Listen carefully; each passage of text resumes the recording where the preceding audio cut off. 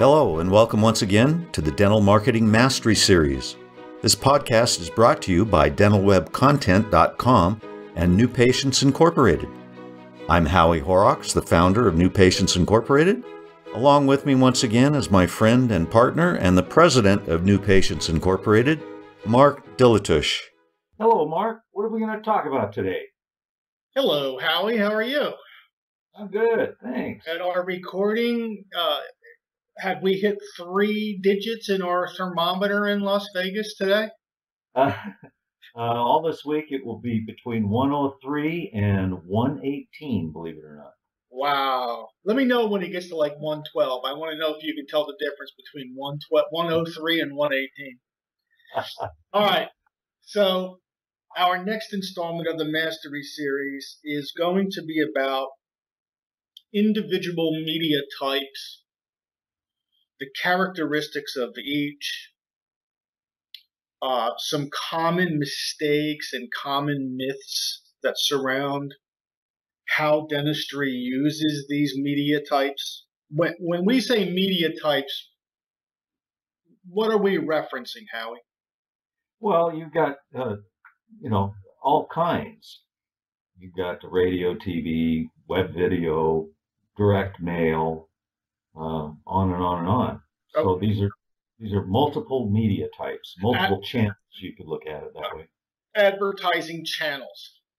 Yes. Okay, so that's basically a media type. So in the next several installments of this series, we're going to take these one at a time and dissect it for you, and then lend our experience and what we see that works and doesn't work within them, and couple that with how we see people using them and the mistakes that they're making when they're using them.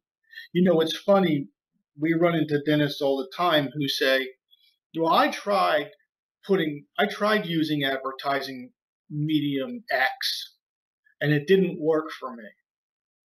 And Howie and I will both tell you that there are many, many, many right ways to use each media type. And there's even more wrong ways that you can potentially use them and waste your money. So with each one of these, we're going to try to bring forward the best practices the right way to give them a shot. And then give you some examples through the years that we've seen doctors, not use them correctly. So the first one is, well, this is the buzzword through a lot of dentistry these days, and it's social media.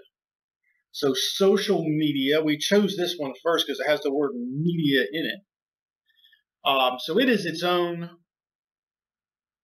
media type, very much like the Yellow Pages or direct mail or radio or what have you, but it's definitely a different media type.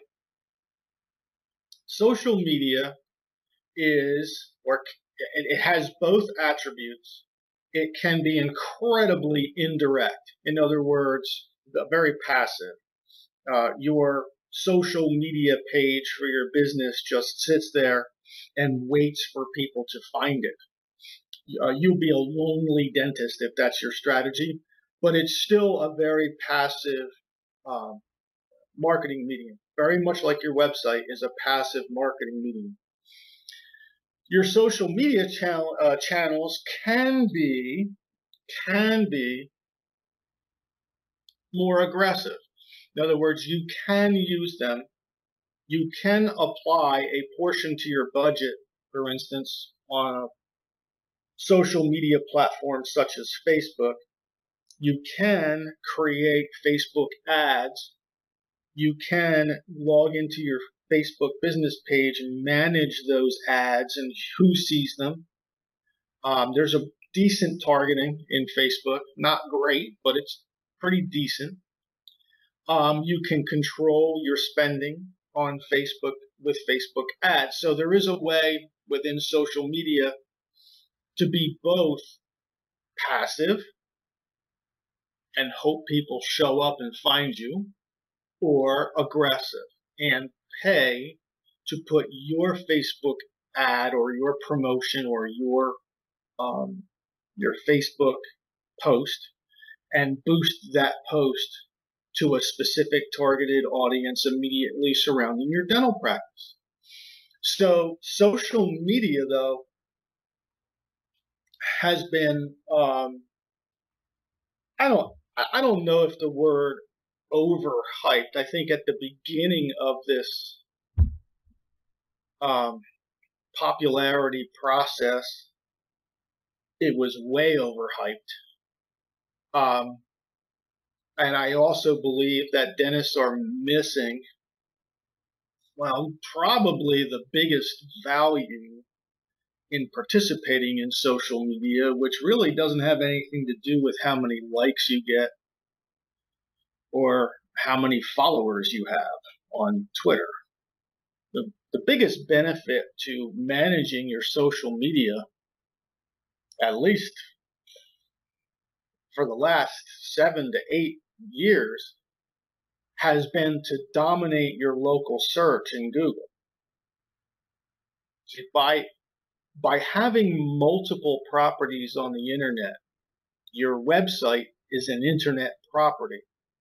A post to your blog is an internet property, as is your post to your Facebook, as is your post to your Twitter account. Any other social media property, Pinterest, Instagram, all of them are internet properties that your practice could own.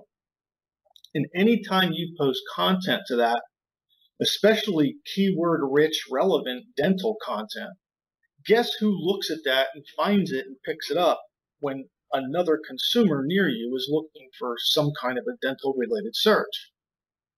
Google picks it up, and it picks it up rather quickly.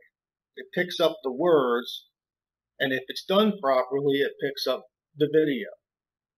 So for years, the biggest benefit of being a participant in social media has been, I'm going to get people to my website. I'm going to, in that local search in your town for a dental related search, I'm not just going to have my website there. I'm not just going to have my Google business page listing.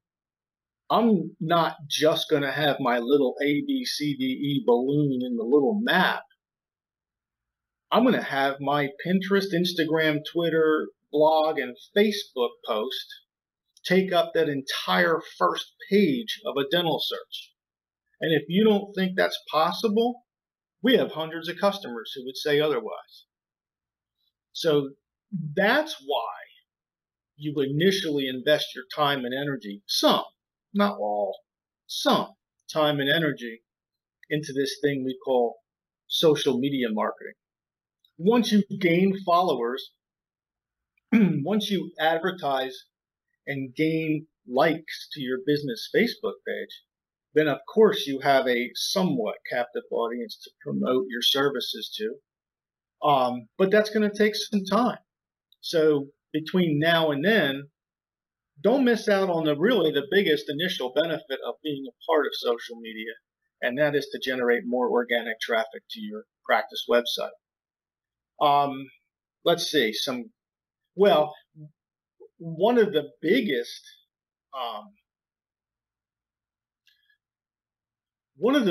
misconceptions when all the buzz started to happen in dentistry about social media was the dentist thought they would get a Facebook page and a whole bunch of people would like them just because they're likable.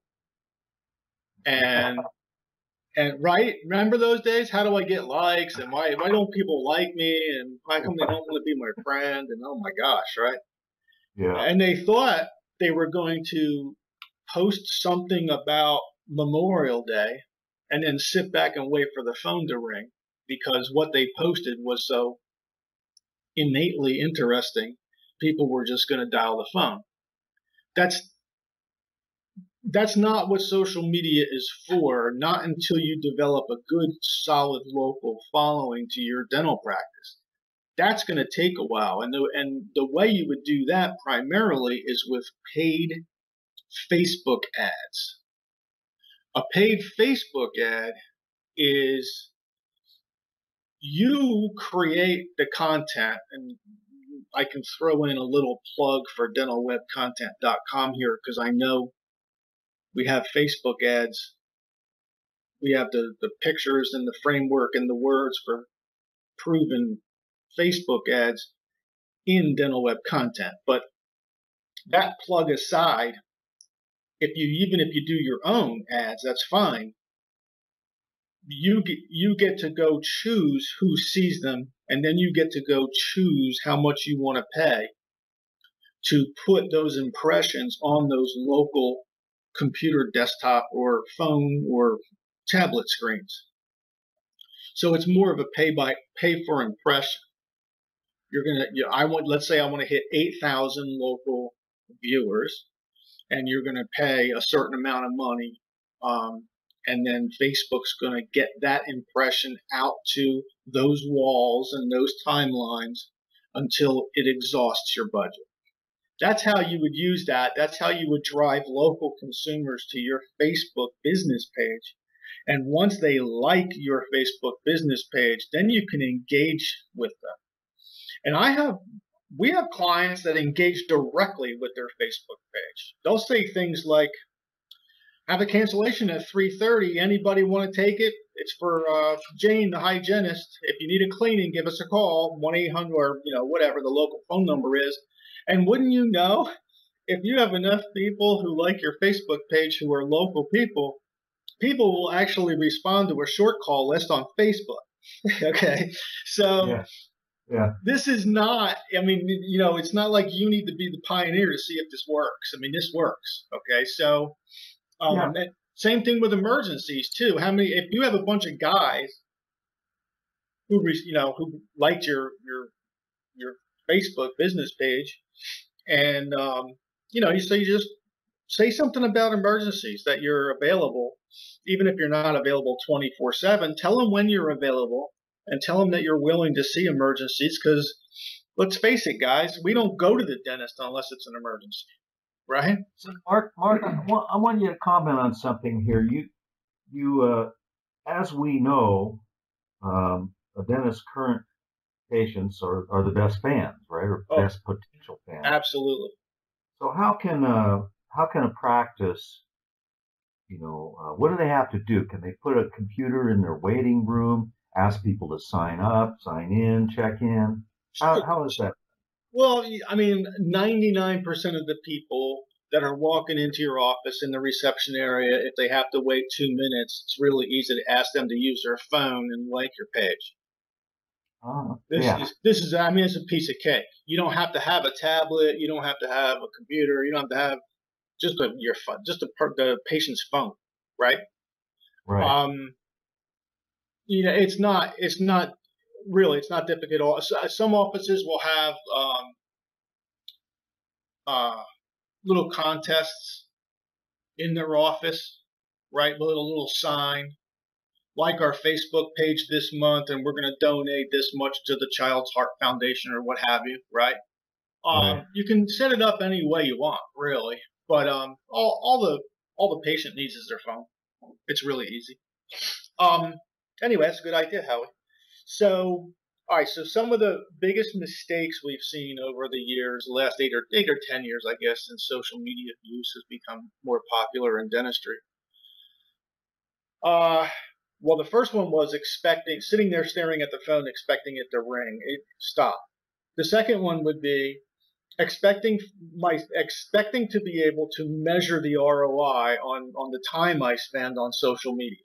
You need to stop thinking about that too, because you're never going to really be able to justify the ROI with 5 different social media channels, and you're not ever going to really be able to justify how many times Google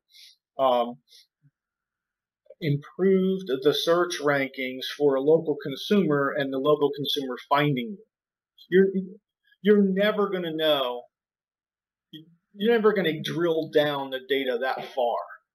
So if you're going to put up a wall in front of you and say, well, if I can't directly measure the ROI, I'm not going to participate in social media, then you're kind of defeating the whole process before it even gets started.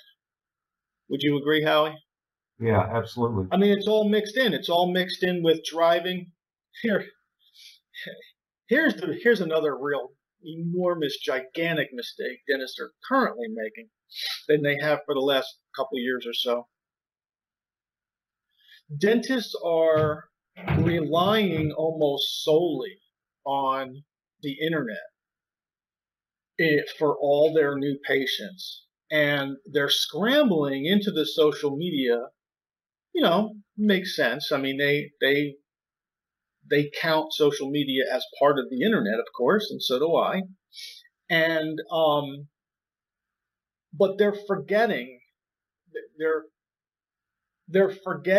that 99.999% of all successful websites drive traffic through offline communication. Social media is online communication. Your website is online communication. Google is online communication. That's all online. I want you to think about Amazon.com, Overstock.com. Let's see. Google WebMD. itself. Right. WebMD. Google itself. Every one of those websites, you were sent to those websites through offline promotion. You didn't know their name until some offline ad told you their name. You did not Google the world's largest online retailer and come up with Amazon.com. You just didn't do it. You saw an ad. You watched it on TV.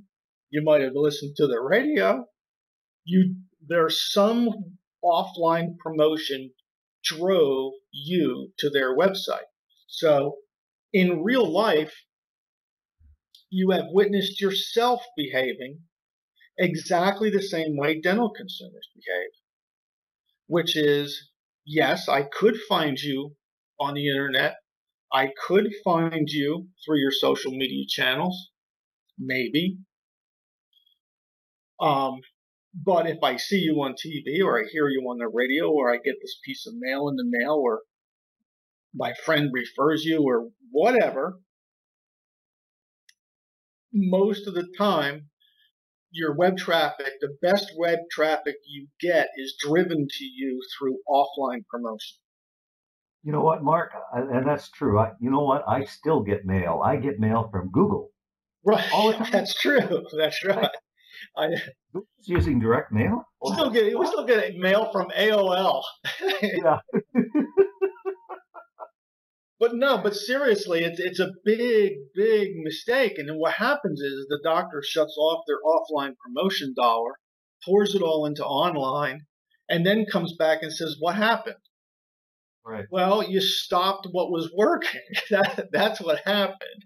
Okay. So anyway, the subject of social media, there's really three basic ways to use and leverage the power of social media to your benefit. Number one is overlooked and actually the most important, and that is to drive additional organic search results to your practice's website. So that's number one. It's also the first one you're going to realize. It's the first one that's going to happen if you do it right. Number two, the ability to use some social media for advertising purposes, and specifically I'm talking here Facebook. You can log on, place your content, place your ad, and control your costs and pay for impressions. So in other words, basically put your information on the timelines of the local people that you select. And number three is engagement. Is once you have your once you have your patients up on your Facebook page, you can engage them there. I mean, a Facebook message gets to all your patients who are on your Facebook page almost instantly. So let's say you have an opening at 3:15 for a hygiene visit. You may end up using Facebook as a short call list in the future. So there are many ways to use social media. It is more and more beneficial every day. And we hope you, if you're not on that train, we hope you get on that train. It'll be a fun ride. Thank you, Mark. I think we'll sign off now. We'll see you next time. We hope you've enjoyed our podcast today. You can find more podcasts on our YouTube channel, on Stitcher, and iTunes. Also on our websites dentalwebcontent.com and newpatientsinc.com.